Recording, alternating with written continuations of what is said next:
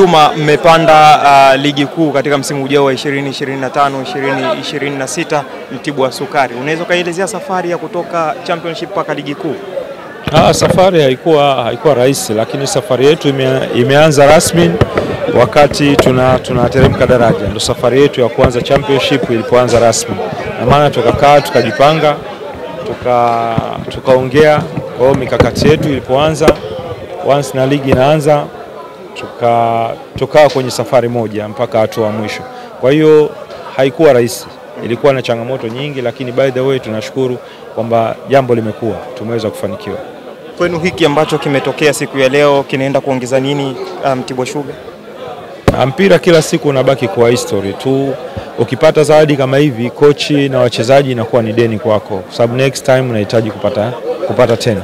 Kwa hiyo ukienda ukikosa utajiuliza wapi umeteleza. Kwa hiyo tulipopata hapa, naamini imetupa changamoto, kwa sababu tunahitaji kusimama hapo katika mafanikio zaidi. Hatuhitaji kushuka tena. Kwa hiyo hili ni deni kwetu sisi.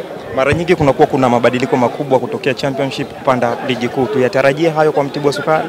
Of course mchezo wa mpira kila mwaka unaenda unabadilika, lakini hakuna mabadiliko hayo ambayo unafikiria yatakuwa makubwa, lakini mabadiliko yatakuwepo, ila tuna timu ambayo inastahili kuwa mabingwa championship. Kwa hiyo wachezaji wetu baadhi tutaenda nao championship, tutaenda nao Premier League kwa sababu nao wameshacheza Premier League. Tunaelewa uwezo wao, tunaelewa msaada wao kwa ligi kuu. Kwa hiyo hawataondoka wote, lakini pia maingizo yatakuwepo.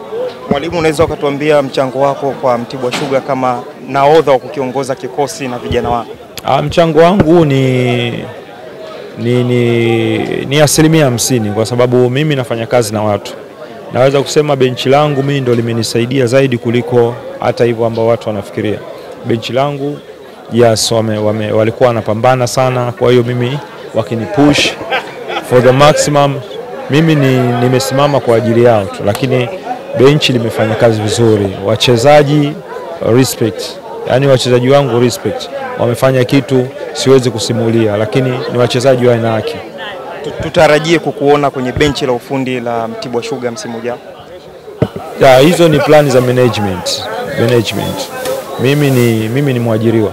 Kwa hiyo leo naweza ukasikia safari imenikuta au nimepata contract nyingine, inategemea. Sasa siwezi nikajua kesho yangu itakuwaje, lakini nategemea mimi Mtibwa ni nyumbani.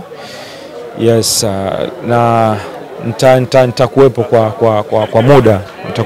Nitaendelea kuwepo Mtibwa Sugar. Nini ambacho unaweza kuambia vijana wako kwa hiki ambacho kimetokea katika championship, naenda ligi kuu sasa? Asante kwa kutuheshimisha sisi benchi, lakini pia heshima kwao. Na sasa tumemaliza hii, tunaandika ukurasa mwingine katika Premier League. Shukrani sana. Asante sana. Asante.